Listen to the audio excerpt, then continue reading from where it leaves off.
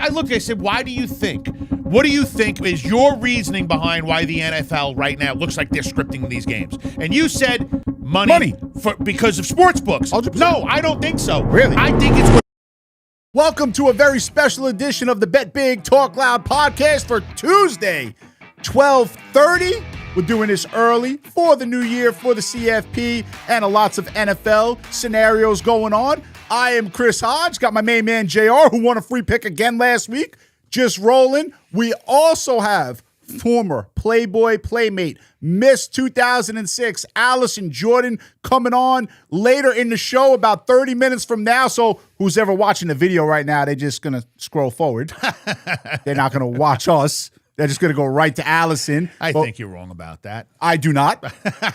But we have a great interview lined up with, again, former Playboy Playmate Alison Jordan, who does a lot with Girls That Gamble Live, who's one of the sponsors of the podcast, along with TakingVegas.com. I gotta say, you know what? She came by the office, really, really, really nice woman, and she's sharp, man. She knows her stuff. Yeah, absolutely. Getting to talk to her a little bit, kind of probe her on some sports things, and I mean, she was on point. She knows her stuff. Walking around before she comes and does the interview, she was talking to everyone and really made everyone feel at home, talking to her. What a nice girl. Yeah, she really is. Hang around. We're going to have her on in about, like I said, a half hour. She's actually in the studio right now watching this, but, she'll be doing the interview in just a few moments. So, great job last week with your free picks. Seattle got the job done. I did not get the job done. I lost with Under Army. You are now 12-5. I am 11-7. All total, though, we are 23-12. You're carrying the weight. I'm up there because I had a couple. You're still making money for. I had underdog. Right? I had underdog winners in there. Texas A&M plus 190. Money lines trying to catch up. Yeah. What do you mean trying to catch up? That was 2 months ago. Texas A&M Notre Dame was at the 6 start weeks of the ago. season. You were 5 games behind. You're like, money line, it's going to count as 2 picks. Oh, my God. Yeah, bro. it doesn't work like that. Well, if someone's betting $1,000 and I tell them bet $500 on the money line and $500 We're not giving out strategy. We're giving out picks. If I think the team's going to win outright. You can't switch it up in the middle. So why didn't you just give out Atlanta at a 3-1 underdog on Monday night? Let me just get the damn crystal ball out. I know we used it, but yeah, okay. Plus 7.5 win outright because it's that easy. Oh, my goodness gracious. Blew it too, huh? They tried to. You know what? I was glad it was a great game. My son went to the game. His first football game. He was at that game. He did. His girlfriend bought him the tickets. His girlfriend flew him to Atlanta, bought a hotel, airfare, all of it. Good for him, man. He's only 20 years old. Yeah, he's coming back. He's going to be a grandfather. Feel proud. Easy, killer. Hey, guys, good to be with everyone here on the Bet Big Talk Loud podcast, again, sponsored by TakingVegas.com and girlsthatgamble.live. The reason why we're doing the show on Tuesday, the CFP. So we're gonna go down to each game, and then we'll get to some NFL clinching scenarios. You know what? Let me jump around here because we don't script this. There is a scenario this week in the NFL that I don't think I've ever seen. You and I haven't talked about it. I don't think you've ever seen it. There is a team, Jacksonville, that could be the number 1 seed or the number 7 seed. It's insane. I've never seen that on the last week ever in my life. Usually it's, we're moving up from 4 to 2. Maybe from 5 to 2. Go to 5 to 6. But 7 or 1. They could be 7 or 1. I've never seen that. The only thing they can't be is 4. Yeah. And that's, listen, if the Steelers beat Cleveland this past week, they can't move up. They can't move down. It's a 4 seed, which means you get to go try out new talent this week. No, they blow it. And you want to talk about the scenario. Here we go. You talk about fixes every single week on this show. What was best for the NFL? Pittsburgh, Baltimore, Sunday night, week 18. You don't think that they purposely scheduled that game well in advance, and then they had to turn around? Green Bay, you have to lose. I don't think that they wanted Jordan Love to get knocked out, but Green Bay's got to lose, and then the Steelers got to go to Cleveland, and they've got to lose. I did the video. Could arguably would be one of the worst Cleveland teams in the last 20 years. I did the video on Josh Allen's arm coming forward, which I still believe was an incomplete pass. It was an incomplete pass. Okay, absolute 1,000% pass interference in the end zone. Last play of the game, Cleveland-Pittsburgh. Raped. And absolute. Listen, if you go watch that replay, I could show you 3 different scenarios in that game where Aaron Rodgers, okay, let's face it, not agile no more. He's not going to run out of trouble. His head is supposed to be his biggest attribute. I was able to read the defense. Game wide open. Wide open. Wide open. It's a touch. On the and angle. you're throwing to a guy who just came off of waivers a few weeks back. Wide open on the angle route. On a fade route. Script, bro. Against the best corner, against War. What are you doing? It's the Steelers fan in him right here. I'm just saying, in general. So I could go through a bunch of games that this shit happened. So hold on now. But So more and more, the NFL is getting what it wants. 100%. And you look at it, because you and I looked at it, I said, why do you think? What do you think is your reasoning behind why the NFL right now looks like they're scripting these games? And you said money. Because of sports books. 100%. No, I don't think so. Really? I think it's what brings in more money for the league, not too. through bets, but what's going to make a more entertaining game for the watcher. Well, well, listen. So here's the deal, right? They're partners with the sports books. We've been over this ad nauseum. We don't need to go over it again. Buffalo goes from -1 to -3. The guy throws the ball forward. They call it a fumble. Everyone in the world was on Pittsburgh in that game. We actually, for our text plays, we did have Cleveland, but everyone in the world was on Pittsburgh in that game. Pass interference in the end zone doesn't get called. Listen, I've been saying it. You've been saying it. Odd. Let's get to the CFP. We're gonna go right down the list here. Miami and Ohio State. Now, sure. Miami is we're 3-1 in the CFP. The Miami game is the only one we lost. Yes. We had Texas A&M that day. We lost that game. What a dredge of a game too. I mean, yeah, I still think Texas A&M should have won that game. They had opportunities, especially in the first half. Both teams, I mean, missing field goals, just blown opportunities inside the red zone. Listen, this Miami team cannot protect Carson Beck the way that they did, and the way that they pulled out a win. Because I just felt like they weren't letting them throw the ball. Now, granted, there was a lot of wind in the game, obviously, against A&M. I think that could have something to do with it, but it just felt like they were protecting him. They're going to have to let this kid really – if you're going to win this upcoming game, you're going to have to let it rip. You're in a dome. There's not going to be any wind in your play in Cotton Bowl, yep. So, also Miami – I think they're going to have trouble up on their offensive line against that defensive line. I think both defensive lines are better than both offensive lines. They probably are. Ohio State has the best defense in the country. They do. But they were also seeing different looks from Indiana when they lost. Indiana has a tendency to run a lot of slants, a lot of different blitz packages, different personnel. Miami's like, they just like to get up there and beat you at the line. Well, they have athletes. So I think that they're big and they're strong, and they're not going to run the stunts that Indiana does. It's going to be a different look. I think Ohio State is going to have the advantage on both sides of the football. I mean, look, the odds makers obviously are telling you that, but it's weird because Ohio State's 9.5. The total is 40.5. That's a weird game. Of the 4 games, I actually believe, this is crazy. I actually believe it's the toughest game. I would be shocked if Miami won. I do. I believe it's going to be the toughest game. I feel like the Rose Bowl is the hardest game. Nah. I do. I don't think so. Because Alabama's been so unpredictable. They can't run the ball, though. But they've -7 that Indiana. When they need to, they're throwing the ball really successfully. I mean, they're getting guys open downfield, just the way that some of the picks at the line of scrimmage are just opening things up. But Alabama has athletes. Listen, they always do. There's a reason, and I agree with you. When you see 9.5, normally you expect to see at least a 45, 46.5 punt line on the over-under. But again, just getting back to how is Miami – if they couldn't score against A&M, how are they scoring against Ohio State? And Ohio State's not going to be shut down by that Miami defense. Here's what I was getting to before. It wouldn't shock me if Ohio State blew them out. It would shock me if Miami won, but it's like a tricky game to look at because – I don't see Miami winning the game outright. Me neither. Okay. Me neither. If they're going to cover, they're going to cover. Yeah. And that'll be a very low-scoring game, right? Yeah. So it'd be something 16-13, right, something like that. Something close. I'm going to say Ohio State wins the game. The point spread there, and again, look, you wouldn't bring this point spread into the equation. You could be up 14, a minute to go in the game, touchdown, win by 7. You're moving on to the semifinals, but you don't cover the number. But I think that's on New Year's Eve. That's the first game to kick off the playoffs there in the quarterfinals. It's such a tough day to have those games, too. I mean, I'm doing something on New Year's Eve. I'm going to have to watch the replay on the game. I mean, it's hard watching. to get. I know you are. I have a wife that forces me to do shit, okay? So, you baby. No. Forces you? I like being married. I've been married 28 years. Where's she going, man? You gotta fold sometimes. Where's You play she going? the accordion, man. You gotta see, and this is weave and bob. This is the God's honest truth. Okay, this is said. My wife is watching this right now. Middle of August, I tell my wife, "I'll see you in April." My wife knows it too, okay? She's been dealing with it longer than yours. 28 years. I've been 27. You're a year older. So I got you by a year. And every year. I don't think my wife wants to deal with me during the season. She's actually doing things without me on Fridays and Saturday nights because she knows that I go, please, have fun. Good for her. But New Year's, I mean, you got to sometimes go outside the box. No. I'm going to, and it's like I'm 30 years old or 25 years. I'm going to see DJ Snake for New Year's Eve. Oh, my God. First off, I'm watching Miami play Ohio State. I went to a DJ Snake concert 3 years ago, and I think I broke my rib. I was jumping as a child.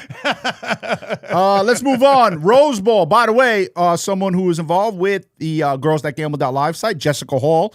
We did an interview with her a few weeks ago. She is on the Rose Bowl committee. She had tickets for me to go to this game. I know. You're not going. No, I couldn't get out there. I would have said in advance you're not going. I couldn't. I don't care if it was. Thank you, Jessica, though. Appreciate the tickets. It could be at the old Nassau Coliseum, which is about 15 minutes away. You wouldn't go. Not only, I can't. I'm not even going to tell a story about these tickets. But thank you, Jessica. Appreciate you offering the tickets. I'll take you up on it next year, hopefully. Alabama and Indiana. Now, Jessica's funny. Before we did the interview when the CFP was decided, they really wanted Ohio State Notre Dame. That's who the Rose Bowl committee really wanted in that game. She was talking to me about that off camera. They brought the most money by. They get Alabama, Indiana. They do get a Big Ten school, and the Rose Bowl likes that. But is Indiana really ready for this? I don't buy that. Experience-wise, Alabama's been there, done that year after year after year after year. No, just the culture there. I don't buy that. That's the only thing I see in the way that Indiana's biggest hurdle is Indiana. Well, first of all, the last time that Alabama was in the Rose Bowl was the last game that Nick Saban coached. They lost that game to Michigan. Alabama doesn't make the playoffs last year. Experience in the playoffs, experience in, Well, this version, you got to understand something now. And he's more of an NFL guy. I'm more of a college guy. And we'll tell you straight up. You got to understand something now. Indiana was in the playoffs last year. Okay? They lost. They went on the road. They lost to Notre Dame. Right. Okay? They played in the Big Ten title game this year. They beat Ohio State. They did. They played in Big. They beat Oregon. Was that their highlight and now it's over? I know they're number one. They've been number one all year. They're the best team in college football. Ohio State was number one all year, and then Indiana beat them. Correct. But Alabama wasn't in the playoffs last year. So Indiana, you could say, is more ready for this moment. Currently, teams. Okay. If you go to organizations, I'm talking about the last 15 years. Yeah, but what difference does that make? No one from Indiana that doesn't make any difference. The culture. Listen, you know what? Signetti said it best. It doesn't matter. No, and I'll tell you why. As Signetti said it best. I'm gonna prove you wrong right here. The lady who was doing the interview before the Penn State game, she said something like, "This team has never won here in Penn State," or whatever she said. And he looked dead at her and he goes, "This team hasn't played here," which is right. This team is coming here for the first time. I don't want to hear. What do I give a shit about 1984? Who cares? I'm not talking about 1984. I'm talking just in general over the last few years, or even the last 10 years. We want to break it down to the decade. Alabama has much more experience playing in the spotlight, playing in the football playoff, just the school in general. But hey, listen, Alabama struggles to run the ball. They haven't run the ball. They get out of Oklahoma. Of all the teams in there, outside of maybe Ole Miss, Alabama's probably the most fugazi. Miami too. But Miami. I'm not going to say they're fake. They're a legit football team. They are, but they were also not supposed to be in, right? They were the the bullshit. I don't want to hear that. No, I don't want to hear that nonsense. Alabama was supposed to be in. I don't care that they lost to the conference title game. Alabama was supposed to be in. They played in the ACC. They went and beat Georgia on the road. You're not going to kill them because they lost to Georgia in the SEC title game. I didn't buy into all of that. Georgia's getting hot too. I just feel like they're firing on all cylinders right now. That offense is going to be hard to beat, man. So, all right, let's jump around. Indiana or Alabama. Indiana -7 in the game. Total sitting at. They nailed the spread. The spread's right where it should be. It wouldn't shock me. Now, last year, all four higher seeds lost in this round. Yeah. So I don't think there'll be an upset here. I think Indiana's going to get the job done. Again, you bring the point spread into it. I was just going to say, though, win, probably. Our biggest game. It's a tough one. Our biggest game is on the two we're about to talk about, Oregon and Texas Tech, and we're on the Ole Miss Georgia game big. So we're not going to try to give a lean either which way. Obviously, Georgia played Ole Miss early in the season. Ole Miss had them beat. Ole Miss was winning that game in the fourth quarter. Yep. Only had loss them of beat. the year. And so here's the thing about these two teams, right? Great point. Ole Miss only loss came to Georgia. Georgia's only loss came to Alabama. Right. And we haven't spoken about these two teams all year long. But Georgia also had a much tougher schedule than Ole Miss. I mean, Ole Miss actually played Tulane regular season and the playoff, I mean, which was a waste of time. 2 of their 12 wins of this year have been against Tulane. Waste of time. I think the Citadel was one in there. The SEC always does that. They always play those Mercers. They're in the SEC and their schedule was weak. At least Alabama. Wasn't weak, man. At least Alabama puts real schools on its schedule. Like they have a tough schedule every year, which is probably why they had the losses and still got into the playoff, right? So they didn't have the losses. They lost to Oklahoma, who made it to the CFP. Everyone's in the comments. He's an SEC apologist. I know it's coming. Nonetheless, Notre Dame was on a 10-game win streak again. Going into why do you got to piss me off? First why? off, because I'm the one who said Notre Dame should not get in, and Alabama should. I agreed with you, but Notre Dame won 10 straight coming into the time of picking the teams. It's got to mean something. Means shit. You lost to Miami and you lost to Texas A&M. End of story. The team that you were up against, you lost outright to. And by the way, you lost to Texas A&M, and Miami just went and beat Texas A&M on the road. The committee made the right decision. All you leprechaun fucks out there, I don't care about. You guys can comment, complain like you've been doing for the last 3 weeks, crying, bitching, and moaning. Notre Dame doesn't. Whole group of people to. The hell with them. I'm so sick of Notre Dame, man. Get in the conference. Stop your whining and bitching. Okay, let's move on. By the way, we're about 15 minutes away. We're going to have Alison Jordan live in studio, so keep it here. That's going to be a great interview. Also, we have Oregon. Oh, you want to go Georgia, Ole Miss. So we'll go Georgia, Ole Miss in the Sugar Bowl rematch. No Lane Kiffin, obviously. Didn't seem to hurt them against Tulane, nor should it have, because Tulane sucks. Had no business being in there. I fall back on, this is going to be my free pick, so I'll get to it. We're on the side of the game, big over at takingvegas.com and Sports Investors Daily, okay, which is 888-9-WIN-NOW, 888-994-6669 if you want the side of that play. I feel like this is an obvious one, and it scares me a little, but I just don't see how the defenses are going to win the day. Ole Miss, their defense is not good. The score of that Tulane game last week was not indicative of how well Tulane moved up and down the field. They did not score. Georgia's going to score on them. Georgia's going to put it in. But so was Ole Miss. Ole Miss is going to score, and it was. Are they? Yeah, they are. And I'll tell you why. I know how good that Ole Miss offense is, but that Georgia defense, man, is. Well, they went there. Good, man. They went there. They put up 35-6 with some odd points. How long? How many weeks I don't care. It's the same. They went there and put up points. So I'm going to go with the over. 55.5. Whether or not an issue, it's inside Sugar Bowl.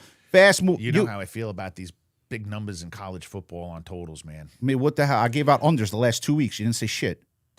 Now I go with an over. First off, I pointed out to you, it had to be 11 weeks ago, okay, that I had a conversation with somebody and he told me that totals in college football, if they're anywhere near 60, go under. All right, well, how far down do you go on a number? This one's 55.5. That's why I'm kind of giving you a little. Well, how far we go down? We're going to go down to 52. Am I allowed to disagree on the show? I think it's going under. Way under. I'm glad you picked the over because it's going to give me another game ahead of you. But go ahead. This guy, let me tell you something about this guy. See, he acts big. He knows if he don't have me for college sports, no shit about it. Okay? NFL, unbelievable. Unbelievable. So the fact that this man just said he likes the under, woo, way over the total. No, I think it's going to be a high-scoring game. I think Ole Miss offense. I think it could be high-scoring and land 50, 51, 53. I just don't see it getting. I mean, college football now has different rules. There are not as many possessions in a college football game this year as there was every previous year known to mankind. Why is that? Well, because they changed the rules of college football. The clock no longer keeps right. Do you know when they did that? 2 years ago. Oh, okay. Long time ago. So since the new rules have been in place, any line near 60, you can go look it up. I went back and did my homework. Okay. It is way over 70%. I'm not debating the 60. I'm not debating that. 55.5, fucko, isn't near 60. It's near it. Oh, God, bro. You're in the ballpark. God, bro. You're in the ballpark. Well, 54.5, that's near 60. 52.5, that's near 60. No, 50, you know what's near 60? 55 59. and up is near 60. Oh, my God, bro. Oh, my God. It's not near 60. Anyway, over Ole Miss and Georgia. He just hates when I disagree with No, him. it has nothing to do with disagree. We're off you on guys can tell mathematics. this shit's not scripted, man. No, We come mathematics. out here, Near 60. What the hell does near 60 mean? How far down are we going down? I guess 56.5 would really No. constitute Again, 60, near 60 is 59. To any normal person walking the planet that knows numbers, arithmetic, math, whatever. If you round up from 56, what do you got?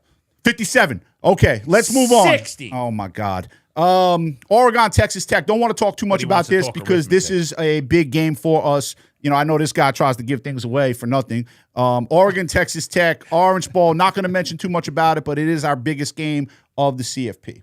So I think Ohio State gets by Miami. I think Indiana gets by Alabama. Again, we're not talking about point spread. We're just talking about outright. I'm not going to talk about Oregon, Texas Tech. Don't want to lean you guys either which way. Ole Miss, Georgia, I think could be interesting. Game, that Texas Tech-Oregon game, you have a team in Oregon that has shown that they could put up a lot of points on the board. Texas Tech defense has done nothing but stack that defensive line. I think it's going to be a battle. It's going to be a hell of a fun game. That's going to be one of the best games of the CFP, in my opinion. I think it should be, and we're on that game big. So let's go over to the NFL. We spoke about that. By the way, my free pick over Ole Miss and Georgia. So we'll get to his NFL free pick. He's been great with the NFL free picks, 12-5. Phenomenal job. I said last week, you had lost 2 weeks ago. I said, when this guy loses, you can go back and watch it or listen to it. I said, when this guy loses, when you want to load up is the next week after this guy loses because this guy don't lose 2 in a row in the NFL. You proved me correct. Thank you. So you got the job done with Seattle last week. Clinching scenarios. Simple for Denver. If they beat the Chargers, they're the number 1 seed in the AFC. The Chargers are not playing Justin Herbert. They're playing Trey Lance. Yep. Again, we're doing this on Tuesday, so this game is on Sunday, so just be aware of that. Lines could change. Nonsense could go on. New England needs to win, and they need Denver to lose. New England really put themselves in this position from the game they played 2 weeks ago, but yeah. With Buffalo. Yeah. Okay, when they were up 21-0. Yep. They need to win and have Denver lose to be the number 1 seed. Jacksonville's going to beat Tennessee. They're 13.5, 14 point right now on Tuesday. They're going to beat Tennessee. They're supposed to. Yeah, they're going to beat them. I mean, so they're going to end up. Lawrence playing some of the best football we've seen him play since Clemson. Good for him too. I agree. Good for him. I am a Lawrence fan. I've been cheering for this kid, and I don't blame him. It's been the coaching staff there and the in and out, different offensive coordinators, head coaches, just a revolving door. Now a little bit more consistency, somebody that he can really believe in, and they believe in him. Really getting the job done. I agree. Pat on the back. It takes. Because NFL scouts, if you're watching, you haven't figured this shit out because you're clowns. It takes quarterbacks. Ex-scout. Yes. It takes scouts. I was actually. I'm going to bring in Bozo's nose for you. I was actually I'm not going to mention the organization, but I was highly involved on a draft night when the team that I worked for passed on a future Hall of Famer, and the college scout came in and flipped the desk over. And he said, we just passed on a surefire Hall of Famer to draft a guy that you've never heard of before. That's a true story. That surefire Hall of Famer went to the team you hate the most, Baltimore, and we're just going to leave it at that, okay? But the guy came in, he wanted to draft a certain player, didn't draft him. We draft a player that no one's ever heard of before who did shit, and desk got flipped. And I respect that because I break televisions. So Can I take a guess at who the future Hall of Famer was that we're talking about? Yeah, go ahead. Was it Flacco? Oh, come on, bro. You said Baltimore. I mean, Ed Reed. So defense? Ed Reed. Yeah, my team I worked for passed on him. Wow. And drafted a guy. And when I'll never forget it, that scout ran in and said, we just passed on a surefire Hall of Famer. The desk gets flipped. Murderer. No, that was Ray Lewis, man. Yeah, now that's. I know, but still, Baltimore in general. No, you can't say that. Ed Reed, a good human being. I met him a couple times. Actually, I watched some on him. Ed Reed is a good human being. Ed Reed. So we don't want to say anything bad about him. Animal on the field. I think the best safety of all time. We could fight that. We could definitely fight that. So at the end of the day, yeah, that's Steeler fan. Biased. Pittsburgh, Baltimore, winner gets the 4 seed. Buffalo really playing for seeding. They cannot win the division. They're either going to be 5, 6, or 7. Houston obviously could win the division. It's crazy in the AFC. It is. AFC is so up for grabs right now. And if Pitt didn't lose to Cleveland last week, I would have said they probably could have been the biggest upset going into the playoffs, playing with house money. But now, don't even know if they're even I'm going to say this, and I don't know if you agree with me, and I don't know if the listeners agree with me, but I'm going to say this. It is the only time in my lifetime that I saw a conference. Now, it used to be 1 to 6 or years ago, 5. Now they have 7. It is the only time in my lifetime that I believe 1 through 7 can go to the Super Bowl. It's insane. It really is. I mean, Buffalo just proved last week that they're not the surefire winner of the AFC. Anyone. I mean, Anyone. Denver has been so up, and then sometimes so. I mean, they shit the bed when they're not supposed to. It's like in the NFC, I don't feel that way. If Indianapolis still had Daniel Jones, and they were really to me the best all-around team in the AFC until they lost their quarterback Phillip Rivers too far out of the game to be able to give them the stamina. They were 8-2. They were. They were 8-2. I believe any team in the AFC can go to the Super Bowl. Not only do I believe any team in the AFC can go to the Super Bowl, it wouldn't shock me if any team out of the AFC won the Super Bowl. I don't believe that about the NFC. Me neither. I don't believe Carolina or Tampa Bay can get to the Super Bowl. No. I don't believe Green Bay, currently constructed with the Micah Parsons injury, can get to the Super Bowl. Agreed.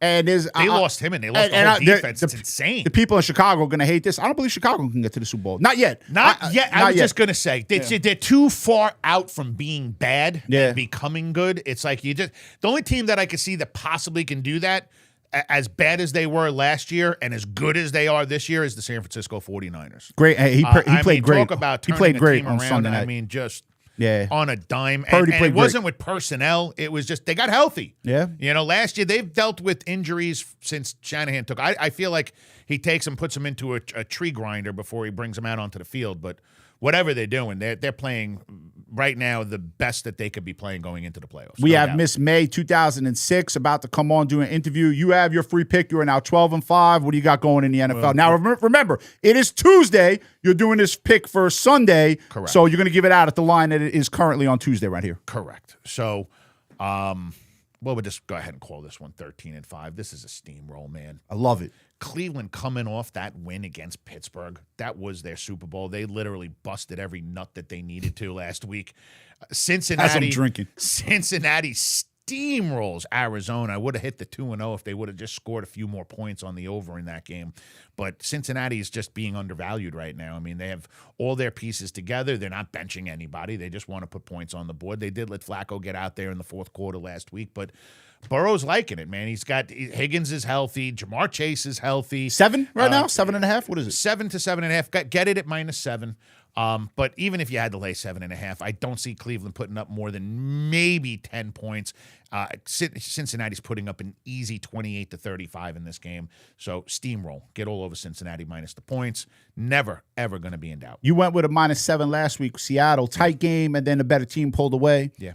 In the second half of that game. Your free picks, again, 12-5. This guy here, he does interviews all over the country, New Orleans, Jocks down in Alabama. You got like a cult following down there. It's hilarious. Now Pittsburgh, you're doing a great job there. KMBR, I'm doing San Diego.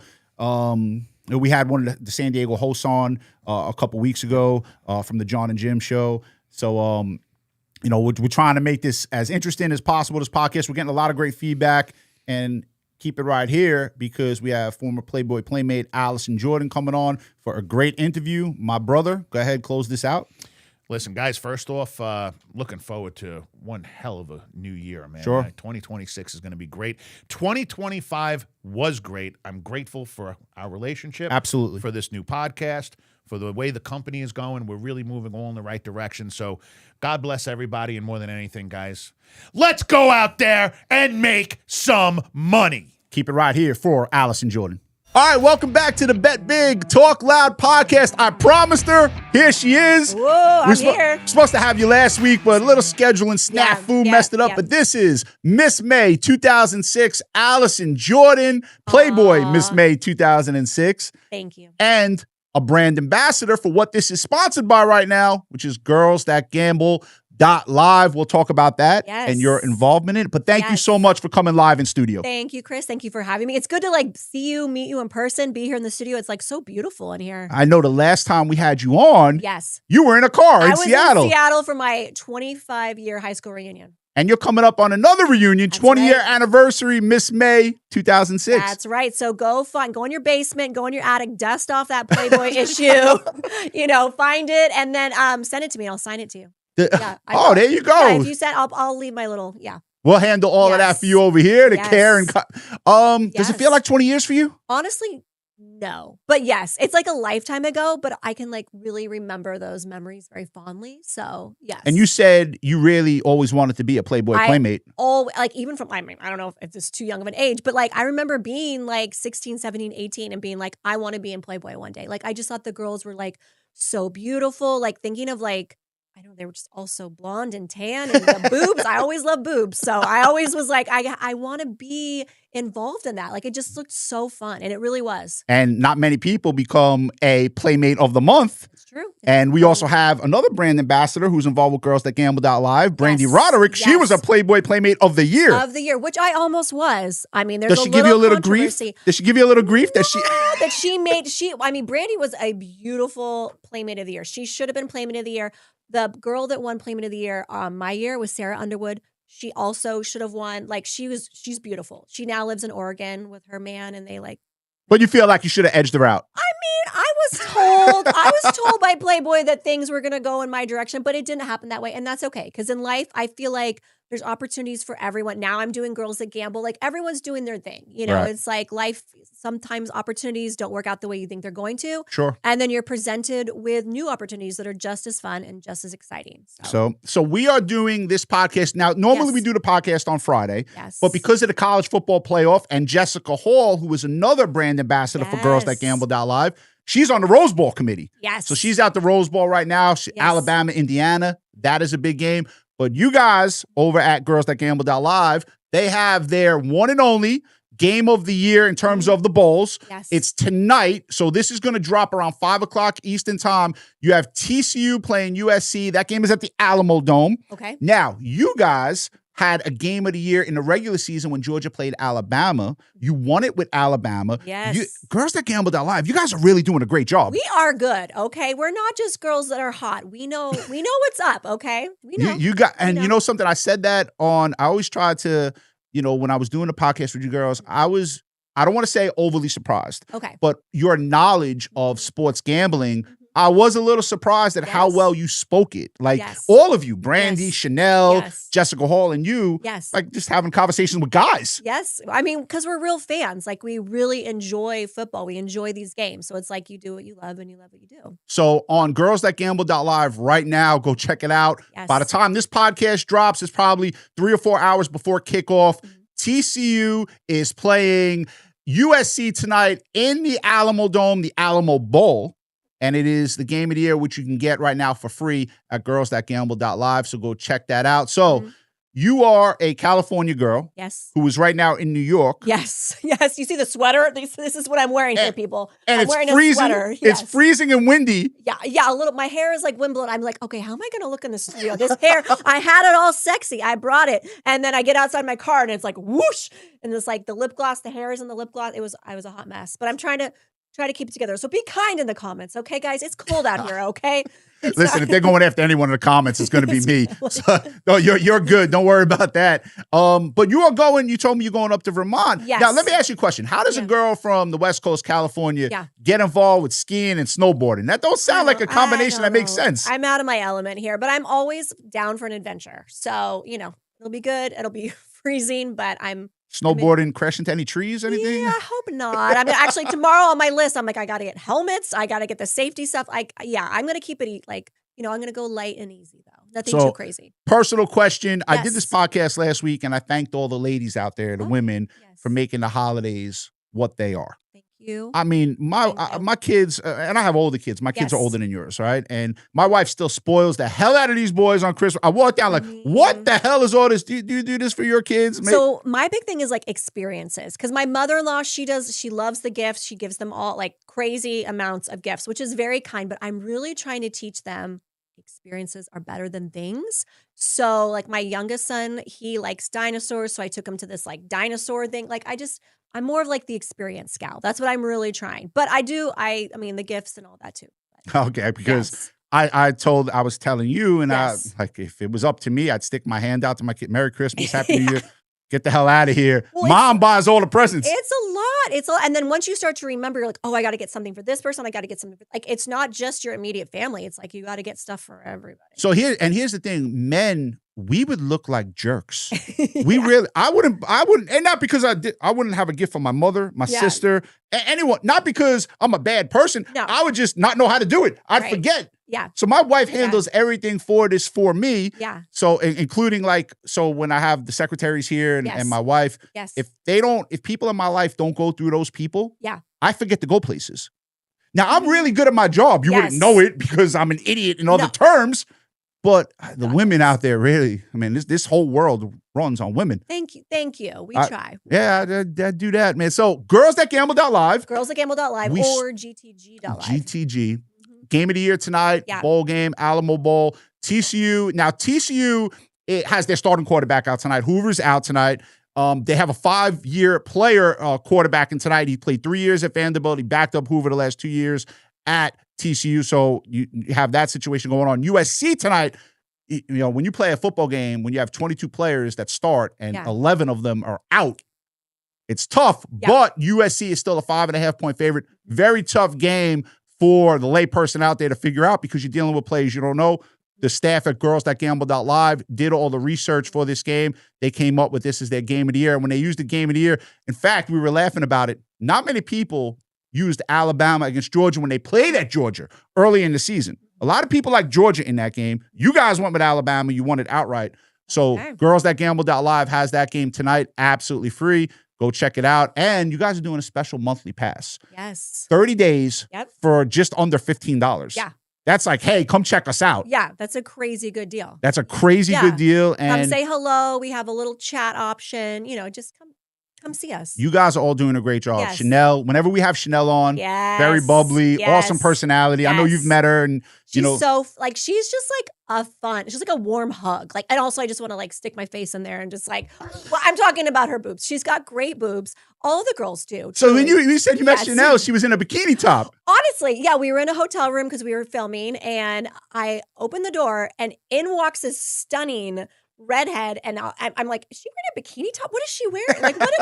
I'm like, okay, I think I was in a sweater like I am today. I'm all buttoned up, and then I'm like, oh, okay, I guess it's like that, huh? We gotta okay. No, she's amazing. She is amazing. All the girls are amazing. Brandy, Jessica, everyone really is so talented and beautiful. And Chanel had a great opportunity. She made it right down to the last. All the way. What was the last round? Finals, absolutely. Of the finals for the next Playboy search. She did a great job with that. She did great. Yes. She did a great job. So check out Chanel. Obviously, Brandy Roderick, who's when I did the podcast with Brandy, I brought up the scene of her when she was in Starsky and Hutch. When she's undressing and Ben Stiller, they stop. Yes. They just start staring at her boobs, and that was the end of that. I mean, she is still stunning. Take your breath away, stunning. And she's just such a warm person, too. She's just genuine, kind, wonderful. So what I've realized about all of you, Jessica Hall, yes. You guys are really just down-to-earth people. Yes, you were in Playboy, and I was telling you the story, and my wife knows this. When I was a teenager, it was about the Playboy Playmate and your Jordans. Okay. I mean, those are the two things that, high school young men talked about. Yo, who's in the Playboy? And did you get the new pair of Jordans? And to meet you girls and you just everyday people, just down to earth.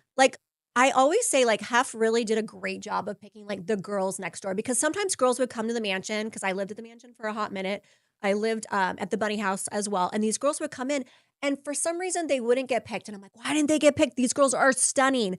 But he really had an eye and a taste for approachable girl next door, hot, but girl next door. That was the vibe.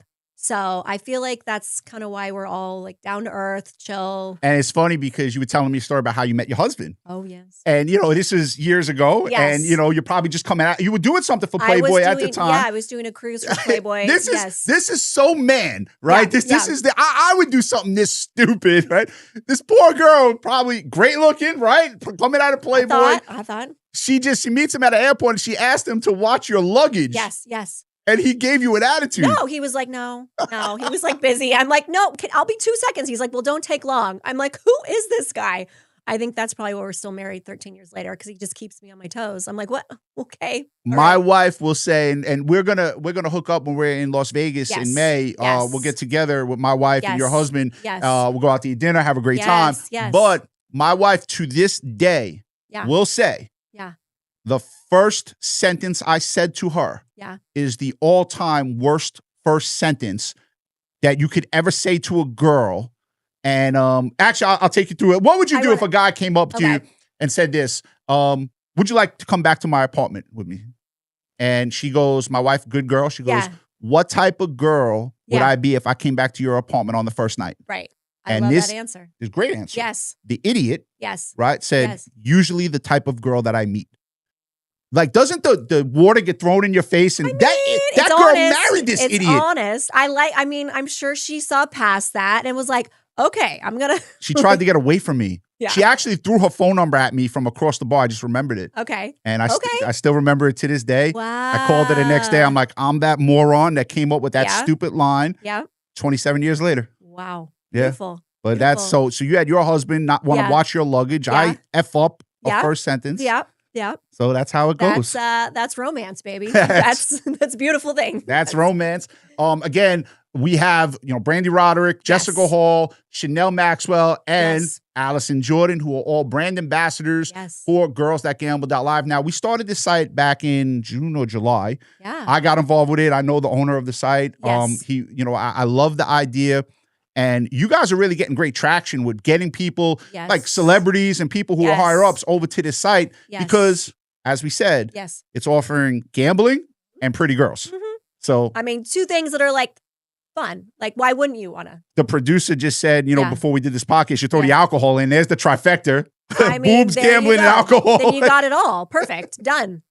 Go check out girls.gamble.live. Game of the year tonight, Alamo Bowl. TCU actually TCU pretty much the home team in this game, playing in Texas, playing USC. Lots of opt-outs for USC. TCU starting quarterback out.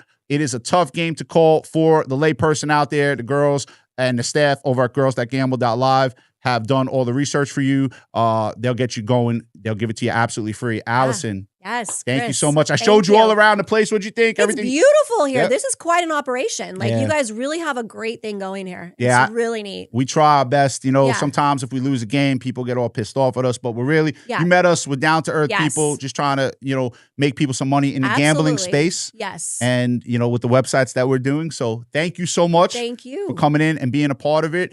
Guys, again, girls.gamble.live, game of the year goes tonight. Go check it out. You have about 2.5 to 3 hours by the time this podcast drops to get on it. Thank you so much, Allison. Thank you, Chris. Pleasure having you on. Guys, have a happy new year, and we'll be back next Friday on the Bet Big Talk Loud podcast. Yeah. All right, that's going to wrap up this edition of the Bet Big Talk Loud podcast. Special thank you to girls.gamble.live and Alison Jordan. Hope you guys enjoyed the interview. She was live in studio and she did a great job, as you can tell. Free picks for me. Gave you the over in the Sugar Bowl between Ole Miss and Georgia. Right now, again, this is Tuesday, 55.5. That's what it looks like the number is. That game is a few days away. JR, obviously, Sunday's 5 days away. He gave you Cincinnati -7, he said, to wallop Cleveland. So those are the two free picks. JR doing a phenomenal job. He is 12-5. I'm 11-7, so I'm a little behind him, and I have to do a lot to catch up to him. Make sure you check out takingvegas.com. Most importantly, guys, we did the show on Tuesday because we wanted to talk about the CFP and wish everyone a very happy, healthy, and safe New Year's Eve on into New Year's Day. 2025 was a really, really good year, but as always, as everyone should do, we look forward to the new. We look forward to the new year, and we want to make 2026 better than 2025, and we're going to work hard to do it. Hope you're enjoying this podcast. We've done now 14 or 15 full episodes, plus we have the quick snips that you can go check out on YouTube or wherever you get your podcast. They're on there as well. Everyone out there, happy, healthy, safe New Year, and we will be back on January 9th for the first podcast of the new year. Have a great New Year's Eve, New Year's Day, and we'll catch you back here on January 9th on the Bet Big Talk Loud podcast.